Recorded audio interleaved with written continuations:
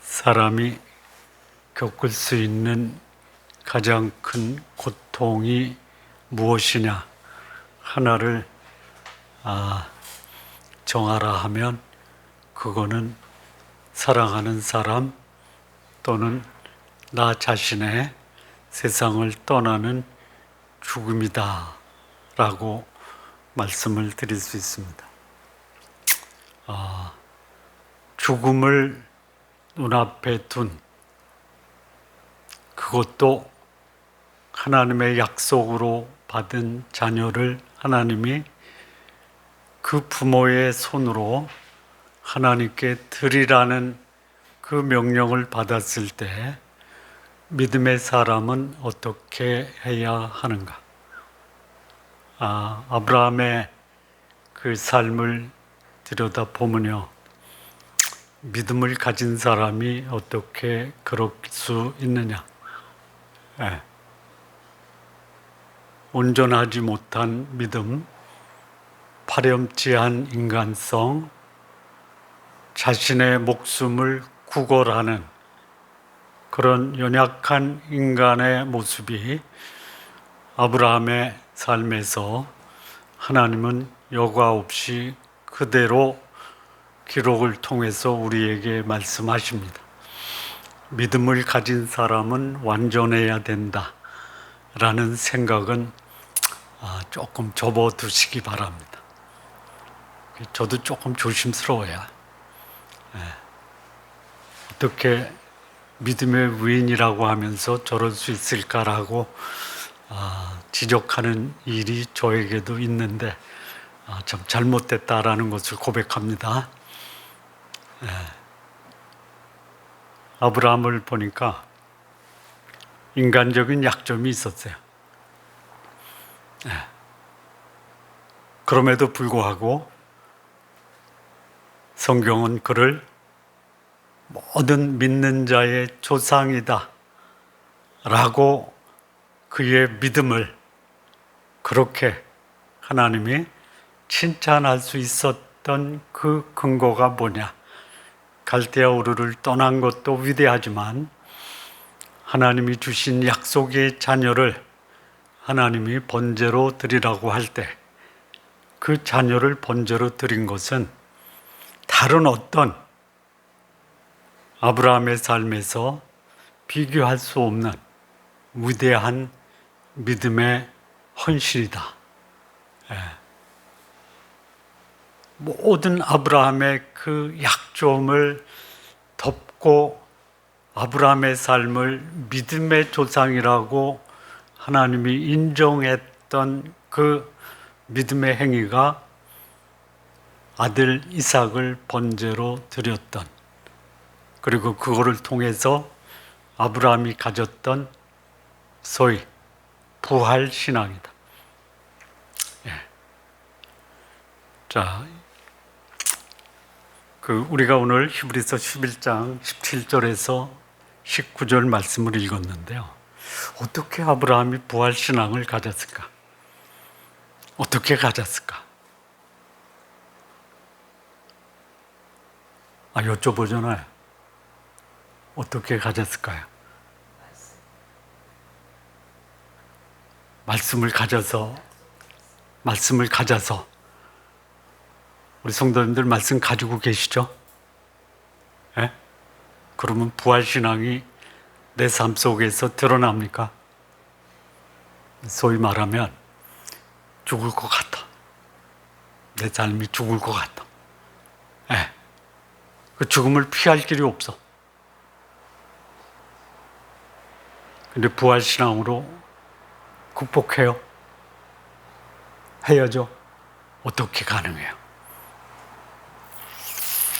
그렇게 하냐 이거예요. 얼마나 많은 소위 믿음을 가진 분들이 죽음이라는 절박한 현실 앞에서 죽어버려. 죽을 때 그냥 죽지 않죠. 물귀신 작전이라고 있어. 다른 사람까지 끌고 들어가. 나 혼자 죽을 수 없다. 그러면서 다른 사람도 물귀신 작전으로 끌고 들어가면서 또 하나 하는 게 뭐냐면 하나님을 원망하고 다른 사람을 끌고 들어가고 그리고 그 죽음 앞에서 절망으로 삶을 끝내려고 하는 사람들이 있다라는 거예요. 아브라함이 어떻게 극복했어요?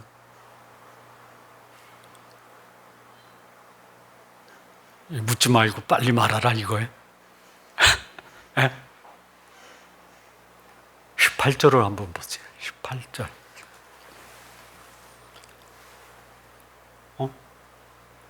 18절이요?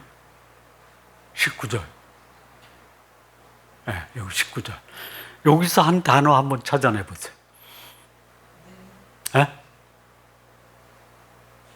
뭐요?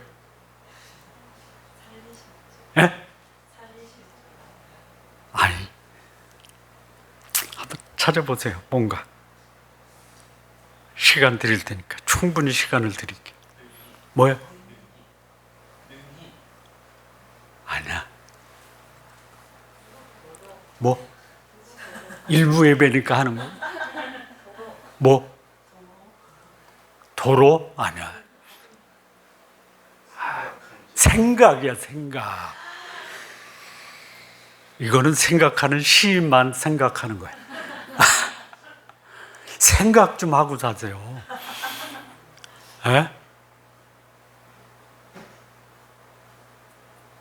생각하세요?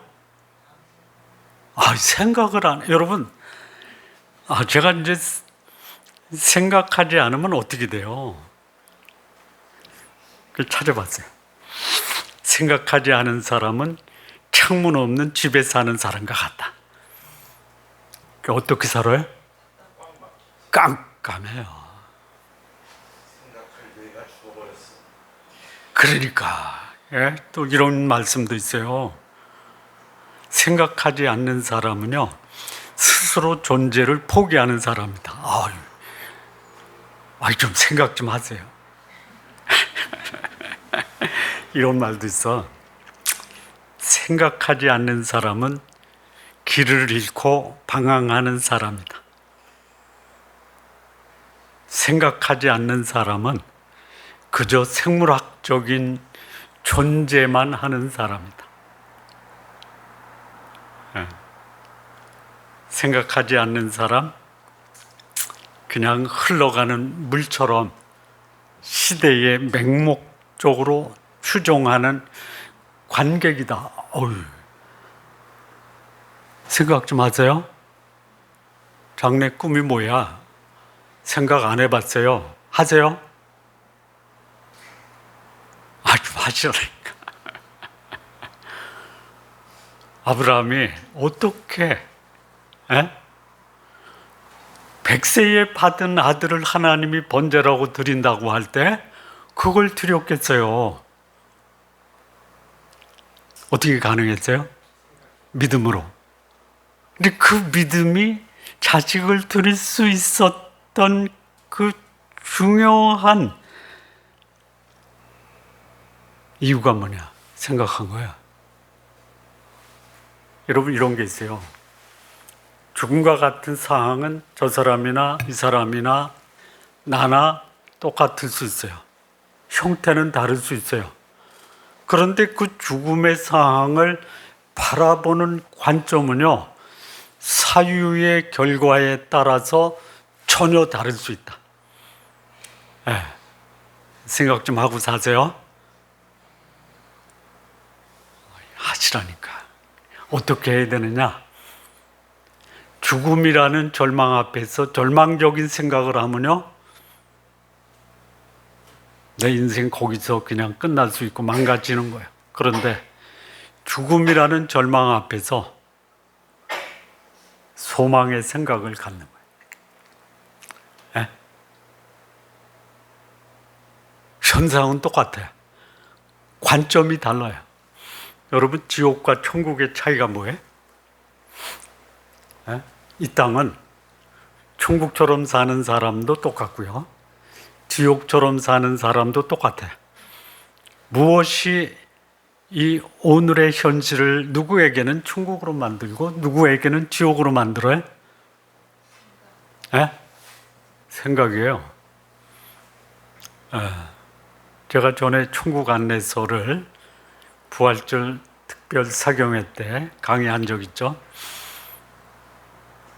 그 왼수 같은 사람이 천국에 가니까 천사 같은 사람으로 바뀌었죠. 이유가 뭐예요? 관점의 차이라고 그랬죠. 천국 가면요, 저 사람이 나한테 한 거를 생각하는 게 아니라 내가 저 사람에게 잘못한 것이 저 사람을 보면 생각나는 거예요. 그 사람을 보면 미안한 사람 있죠. 그 사람을 보면 이 마음에 그냥 분노가 치밀는 사람 있죠. 지옥은 어떤 곳이냐? 그 사람을 보면 내 속에 분노가 치밀는 그 사람은 지옥에서 사는 거고, 그 사람을 보면 내 속에 미안하고 죄송한 마음이 드는 사람은 어디서 사는 거예요? 천국. 우리 성도님들 천국에서 사십시오. 그 사람을 보면 분노가 아니고 그 사람을 보면 죄송한 생각이 드는 이 사람이 천국에서 사는 거예요. 자, 생각을 했어요. 어떤 생각? 하나님의 마음으로 오늘의 현실을 바라보는 이 직시하는 영적 통찰력을 가진 거예요. 그리고 아브라함은 그 영적 통찰력을 통해서 완전한 자유인이 된 거예요. 자유인이 뭐예요? 현실에 얽매이지 않고 하나님의 말씀을 깨닫고 그 앞에 철저하게 순복하는 삶이 가능했다라. 이게 오늘 우리가 살아야 되는 신앙의 아름다운 모습이다, 이렇게 저는 생각합니다. 자, 하나님이 아브라함에게 내 자식 이삭을 통해서 하늘의 별, 바다의 모래처럼 많아진다라고 약속하셨죠. 진실이죠. 변할 수 없는 진리죠. 그런데 이 과거에 말씀하신 하나님의 진리의 말씀이 오늘 현실에서 그 아들을 번제로 드리라. 이것도 피할 수 없는 하나님의 지엄하신 명령이죠. 약속과 명령, 정면으로 충동을 해요. 뭘 따라요? 약속을 따라야죠. 명령도 따라야죠. 정면 충돌하잖아. 어떻게 할 거예요? 일부 예배니까 우리 한번 그 대화를 좀 하시죠. 어떻게 해야 돼 이거? 어떻게 하시겠어요? 약속도 믿고 드리기도 해야죠.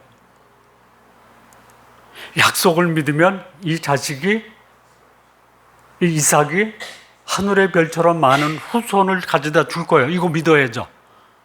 그런데 이 자식을 번제로 드려야죠. 두 개 다 해야죠. 누가 하는 거야? 아브라함이 하는 거야? 하나님이 하는 거야. 그럼 하나님이 어떻게 하셔야 돼? 생각 좀 하셔야 돼. 그래, 둘 다 하실 거 아니야. 그럼 아브라함에게는 어떤 열매를 맺게 하시는 거예요? 부활의 열매를 하나님이 아브라함에게 그야 기대할 수 없는, 상상할 수 없는, 예상할 수 없는 부활이라는 선물을 갖다 줄 수밖에 없는 거예요. 이게 뭐예요? 사유의 결과예요. 아니, 그렇지 않아요. 아브라함의 부활신앙이 그냥 하늘에서 뚝 떨어진 게 아니야. 아브라함이 부활신앙을 가진 그 열매는 무엇의 결과예요? 생각의 결과예요. 생각하고 나서 마음이 정리가 되고 행동으로 옮긴 거예요.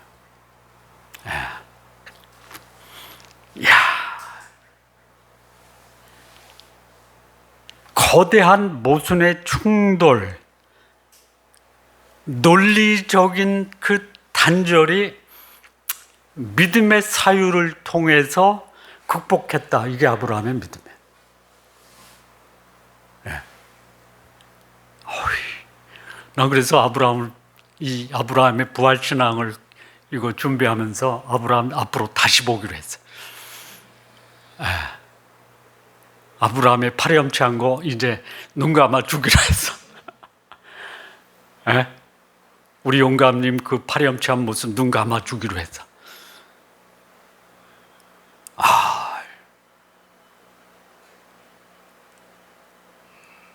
저도 그렇게 되고 싶어요.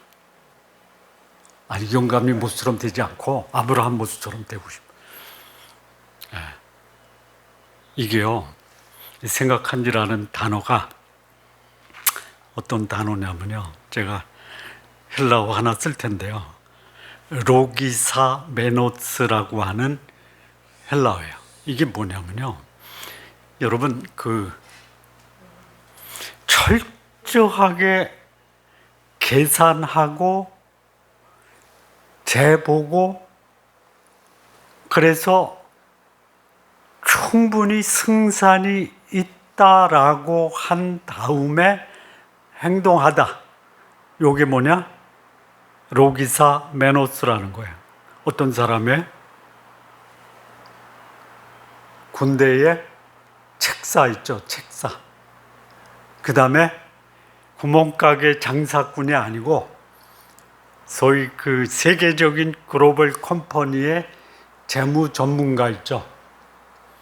그들이 프로젝트를 수행할 때 철저하게 공부를 해요.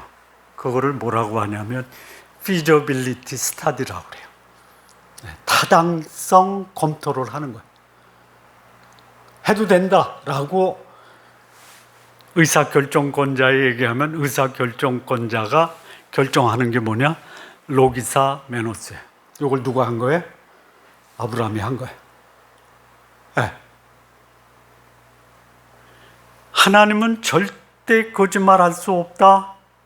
이삭을 통해서 하늘의 별처럼 많은 후손을 줄 것이다. 변할 수 없어요. 그런데 이삭을 죽여서 번제로 드리라. 이 두 가지를 가지고 뭐 했어요? 로기사 메노스를 한 거예요. 네. 셰익스피어의 5대 비극 중에 베니스의 상인이라고 있죠. 네? 철저한 구두쇠. 네. 그 이익을 위해서는 모든 그 환경을 다 차단하는, 이게 그거예요. 여러분, 이 믿음의 결단을 내릴 때는요, 그 믿음 외에는 다른 건 다 차단하세요. 네. 해보니까 결론은 하나야. 네. 죽어도 살리시겠고. 이거예요, 이게.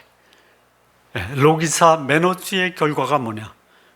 우리가 오늘 이 메시지의 제목인 아브라함의 부활 신앙이 하나님의 두 가지 정명 충돌되는 그 두 가지 하나님의 말씀 앞에 결론이 뭐냐? 죽어도 살겠고요. 아마 이게 오늘날 많은 신앙인에게 이런 현실이 부닥치면요, 아까 말씀드렸죠, 두 가지, 원망과 물귀신. 이제 그거 내려놓으세요. 그리고 아예 순종하지 않겠다고 현실을 도피하는 거, 그것도 바람직한 모습은 아니다. 자, 그러면 이 믿음의 근거가 있어요. 이 부활신앙을 가지게 된 믿음의 중요한 세 가지 기둥이 있어요. 또 바치는. 첫째는 뭐냐? 경험해 봤잖아요. 경험해 봤잖아요. 네. 뭘 경험해 봐요? 아브라함의 나이 99세, 사라의 나이 89세. 그거를 성경은 뭐라고 하냐면 죽은 자와 같다. 죽은 태와 같다. 죽었어요. 네. 약속하신 아들을 받을 때 아브라함과 사라는 어떤 상태예요? 죽었어요. 죽었어요. 아브라함이 이걸 생각한 거야. 전에 이삭을 받을 때 나는 죽었는데 내 죽은 몸에서 하나님은 생명을 주셨다. 과거의 생생한 그 체험적 사건이 이번에 하나님이 내 아들을 번제로 드려도 과거에 경험했던 그 죽은 몸에서 생명을 주신 그 경험을 하시게 할 것이다라는 그 과거의 경험이 아브라함의 믿음의 첫 번째 근거예요. 변할 수가 없어요. 나를 과거 죽음에서 생명으로 옮기신 그분이 나의 주님이시고 나의 하나님이시라면 오늘 죽음과 같은 내 인생을 하나님은 다시 회복시킬 것이다. 이게 뭐예요? 내 믿음의 근거. 오늘 살아가야 되는 믿음의 근거예요. 두 번째는 뭐예요? 두 번째는 뭐예요? 하나님의 약속은 신실하시다. 그리고 죽어도 살릴 것이다 라는 요 사고, 요 말씀에 대한 사유를 통해서 믿음을 확신한 거예요. 요 변할 수 없어요. 이삭을 통해서 언약을 이어가시겠다라는 하나님의 명확한 그 약속의 말씀에 대한 그 신뢰가 아브라함이 이삭을 바칠 수 있는 두 번째 믿음의 근거예요. 자, 세 번째는 앞서 말씀드린 것처럼 이 사유의 결실이에요. 사유의 결실. 자, 3일간 걸어가죠. 3일간 걸어가죠. 근데 3일간 걸어가기 전에 떠나는 날 새벽에 떠나죠. 가고 싶겠어요? 가고 싶겠어요? 가는 동안은 어떻겠어요? 가야 되나? 중간에 그냥 상상하는 거예요. 폭우가 쏟아져서 그 강을 건널 수가 없어. 그래도 갈까요? 온갖 난간이 그 앞에서 기다려. 그래도 갈까요? 안 갈 수 있는 그 명분을 찾으려고 3일간 가는 과정에서 믿음을 행사하는 이 삶의 환경 속에 그냥 주저앉고 싶을 거예요. 갔어요. 그 근거가 뭐예요? 사유의 결과예요. 과거의 경험, 그리고 하나님의 신실하심에 대한 신뢰, 그리고 사유의 결과가 아브라함이 믿음으로 이삭을 드릴 수 있는 근거다라는. 믿음을 행사할 수 있는 환경은 없어요. 그런데 믿음을 행사할 수 있었던 그 이유와 근거가 뭐냐? 첫째, 과거에 하나님의 역사하심에 대한 경험, 하나님이 약속하신 약속에 대한 신뢰, 그리고 하나님이 행하시는 그 능력에 대한 사유의 결과가 아브라함이 이삭을 드렸던 세 가지 견고한 믿음의 근거다. 세 가지를 했던 한 사람을 소개하면요, 우리가 좋아하는 영화 배너 있죠. 배너의 작가가 루 웰리스라는 사람이에요. 19세기 사람입니다.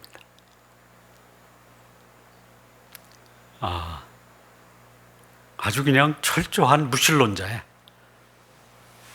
당시 미국 남부 사람인데요, 마음먹어요. 미국이 기독교 정신으로 세워진 나라인데 이거를 내가 파괴하겠다. 그런데 예수를 모르면 기독교를 파괴할 수 없다. 그래서 예수님의 생애를 연구합니다. 철저하게 연구해요. 그런데 몇 년간의 연구를 통해서 내린 결론이, 첫째, 나는 예수님이 하나님이다라는 것을 도저히 부인할 수 없다. 그의 부활은 역사적 진실이다. 그리고 고백합니다. 예수 그리스도, 그분은 나의 주님, 나의 하나님. 그리고 책을 씁니다. 그게 뭐다? 베너. 또 한 사람 소개하면요, 이건 영국 사람이에요. 프랭크 모리스라는 사람. 1세기 예수님의 재판 문서를 다 샅샅이 뒤집니다. 왜? 예수 그리스도의 부활은 거짓이다. 결론이 뭐냐? 예수 그리스도의 부활은 부인할 수 없는 역사적 사실이다. 그리고 책을 씁니다. 책 이름이 뭐냐? 본래 쓰여지기를 거부한 책. 이거 가지고 양에 안 차. 바꿔요. 제목을 바꿔요. 뭐라고 바꾸냐? 누가 무덤에 돌을 옮겼는가? 부활은요, 역사적 사실이고요. 부활은요, 오늘 현실에 나에게도 일어나는 현실입니다. 책 제목 잘 줘야 돼요. 그게 있죠. 노라고 말할 수 있는 용기라는 책이 있죠. 있어요. 좀 보세요. 근데 본래 그 책이 사람들에게 별로 관심의 대상이 아니었어요. 왜 그런지 알아요? 제목 때문에. 본래 제목이 뭔지 알아요? 보더라인, 경계선이에요. 그래서 그거를 보면은 이거 정신적 장애가 있는 경계선 장애에 대한 책인가? 그러니까 관심이 없어요. 그래서 어느 분이 조언을 해서 책 제목 바꾸라고. 바꾼 제목이 뭐예요? 노라고 말할 수 있는 용기. 요게요, 심리학 상담학에 굉장히 영향을 주는 책이에요. 어제 어느 선교사님이 저한테 책을 하나 선물했어요. 책 제목이 논문 제목 같아.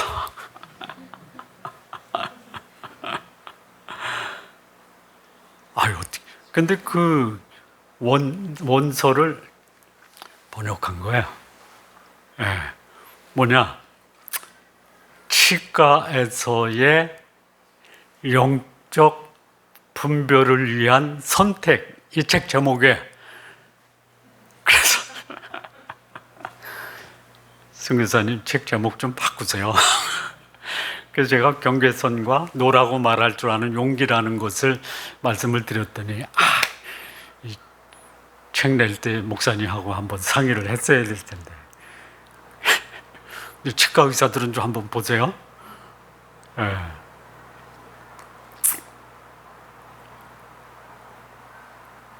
뭐 얘기했죠?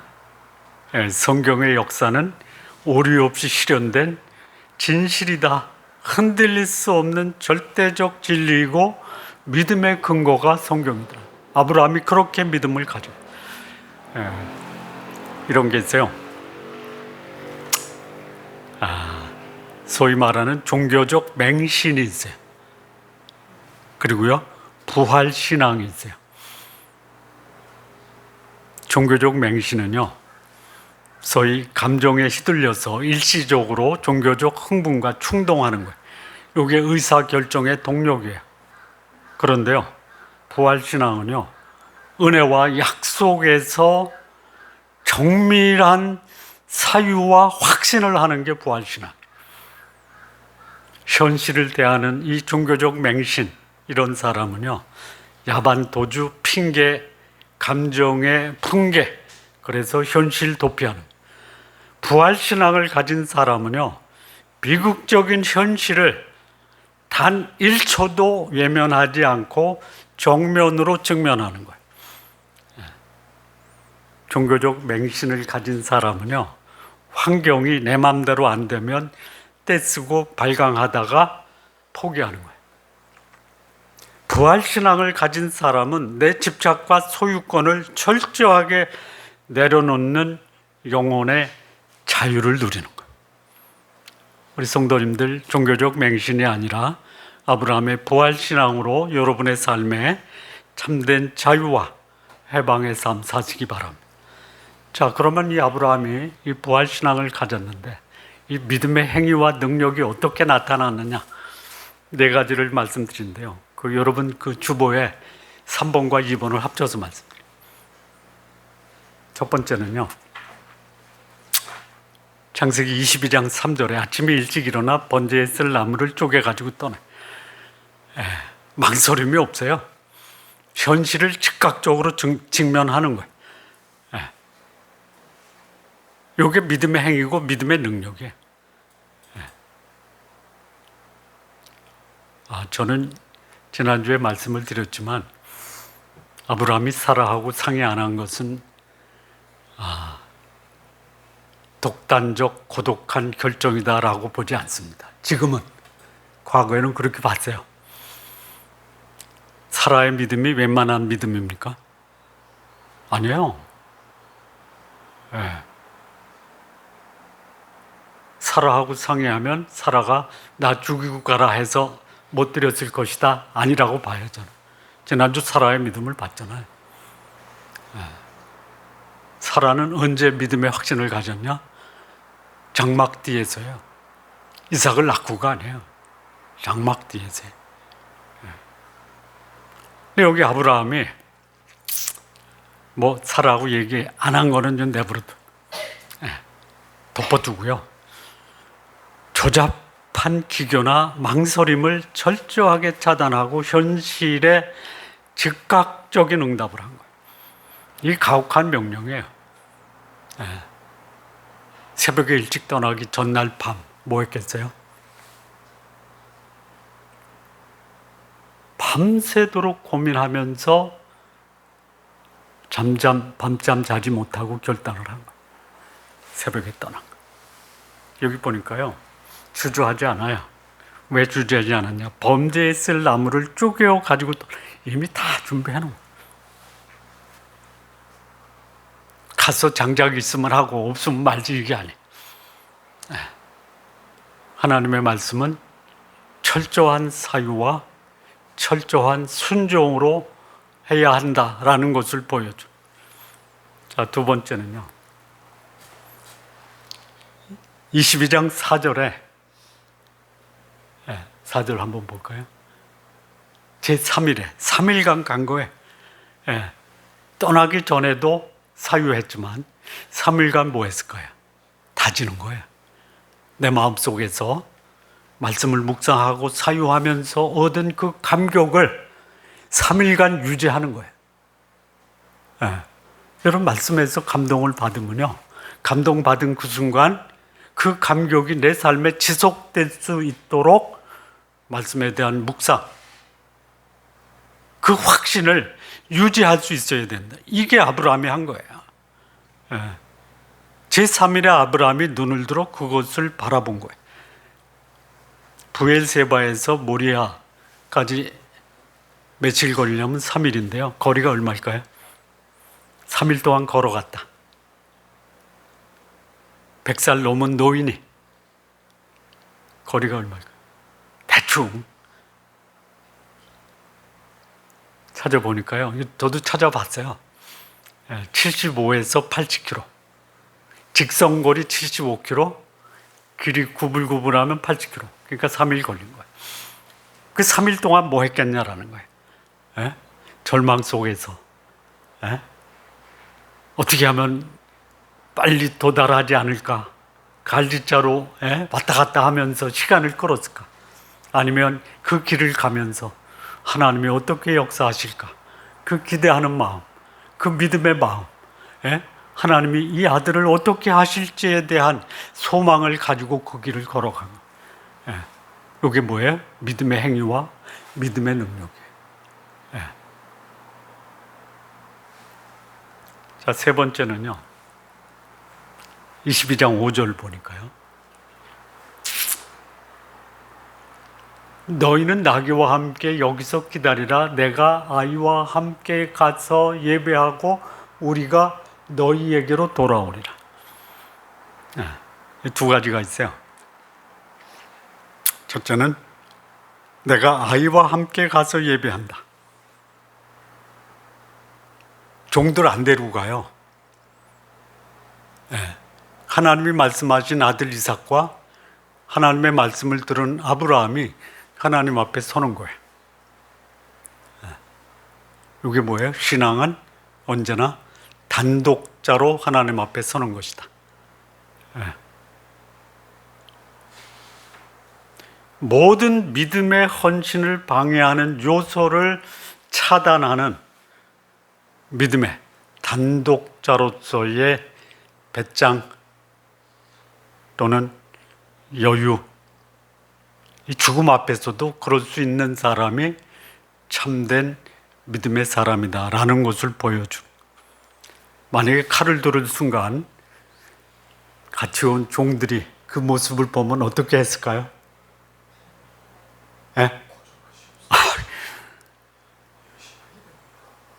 아니 되옵니다 하고 해서 막았을 거 아니에요. 헌신은 단독자로 쓰는 거예요.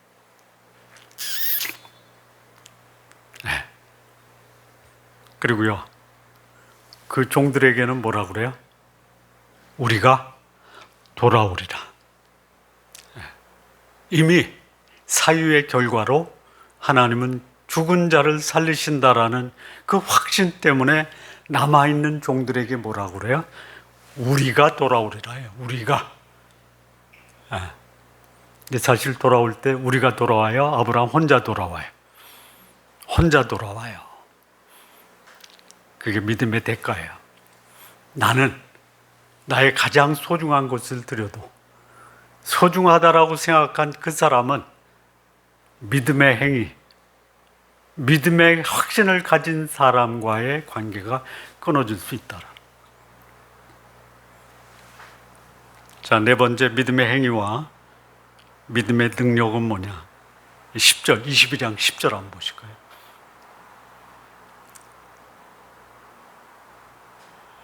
여기 보니까요, 손을 내밀어 칼을 잡고 그 아들을 잡으려 하니, 아브라함이 이삭을 드릴 때 신용만 했습니까? 흉내만 냈습니까? 아니면 참으로 아들을 죽여서 번제로 드리려는 행동을 한 겁니까? 행동을 한 거예요. 내 우상과 같은 아들이에요. 결코 포기할 수 없어요. 믿음의 행위, 믿음의 능력은 내가 우상처럼 붙들고 있는 그 대상을 내려놓는 거예요. 이게 믿음의 완성이에요. 나 그래서 이 아브라함 이번 주 이 부활신앙을 준비하면서요, 제 모습 무지하게 반성했어요. 그래서 오늘 아침에 제가 자료를 하나 만들었어요. 무슨 자료냐? 하나님을 아는 것과 하나님으로 사는 것의 차이. 제가 몇 분하고 공유를 했어요. 제 모습이 아는데 살지를 못하는 모습이 너무 많아. 뭐냐? 집착, 우상, 이거 끊어내야 돼. 그래서 우상과 집착을 끊어낼 때, 이걸 죽일 때 무엇을 얻어요? 부활이라는 영광을 얻는 것이다. 이게 아브라함이 보여준 믿음의 행위와 믿음의 능력이다 이거예요. 자, 마무리 짓겠습니다. 부활신앙이 완성하는 믿음의 이 자유, 이게 뭐냐? 첫째는 소유권을 내려놔라. 내가 가장 아끼는 거 하나님 앞에 정직하게 드려라 이거예요. 두 번째, 생각하라. 하나님의 계산 방식을 내 머릿속에 굳게 자리 잡게 하라. 요즘에 우리가 쓰는 용어 중에 하나가 뭐가 있냐면요, 알고리즘이에요. 또 이 조작의 산물 중에 하나, 모든 게 그런 건 아니지만요, 논문이 그래요. 왜 그러냐, 결과를 정해놓고, 그러니까 어느 교수가 그러더래요. 우리 교회 박사학위 하는 집사님이 있는데, 논문의 결과를 생각하고 제목을 정하라, 이렇게 조언을 하더래요. 또 거기에 크게 공감을 합니다. 그래서 근거가 뭐예요? 설문조사죠. 에? 논문 쓰는 사람의 의도가 설문에 다 나타나요. 그래서 결과도 알아요. 그래서 논문을 쓰기 위한 그 결과를 이미 내가 설문에서 다 만들어 놓은, 요거를 소위 그 컴퓨터 사이언스에서는 알고리즘이라고 그래요. 여러분, 하나님의 알고리즘으로 생각하세요. 에? 어떤 환경도 결과는 똑같아. 에? 이게 뭐예요? 하나님의 알고리즘이에요. 에. 세 번째는 뭐냐? 나를 통제하고 있는 그 모든 통제와 구속을 파괴하라 이거예요. 많죠? 돈이 나를 통제할 수 있어요. 자식이 나를 통제할 수 있어요. 죄송한데 이 말을 드려야 되나? 에? 남편의 통제도 벗어날 수 있고 아내의 통제도 벗어날 수 있어요. 사랑은 하되 통제는 받지 말아라. 자, 하나님은 어떤 분이시냐?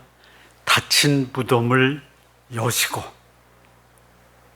그 무덤 속에 잠자는 자를 도로 돌려주시는, 그래서 하나님은 우리의 얼굴에, 우리의 마음에 통쾌한 웃음을 주는 분이에요. 예. 나이가 들어간다, 눈앞에 시련이 있다, 나의 영혼을 구속하게 하는 환경이 있다, 이거 내버려 두지 마세요. 나를 살피시는 하나님, 그분의 약속의 신실하심 앞에서 과감하게 내가 붙들고 있는 것을 내려놓으세요. 그러면 하나님은 아브라함처럼 닫혀있던 무덤을 열고 생명을 돌려주시는 이 통쾌한 웃음으로 우리의 삶을 마감하게 하시는 것, 우리 성도님들의 삶 되시기를 진심으로 바랍니다. 기도하시겠습니다. 하나님 아버지, 감사합니다. 아브라함의 부활신앙이 과거의 아브라함의 믿음이 아니라 오늘을 살아가는 우리의 믿음이 되게 하옵소서. 예수님의 이름으로 기도합니다.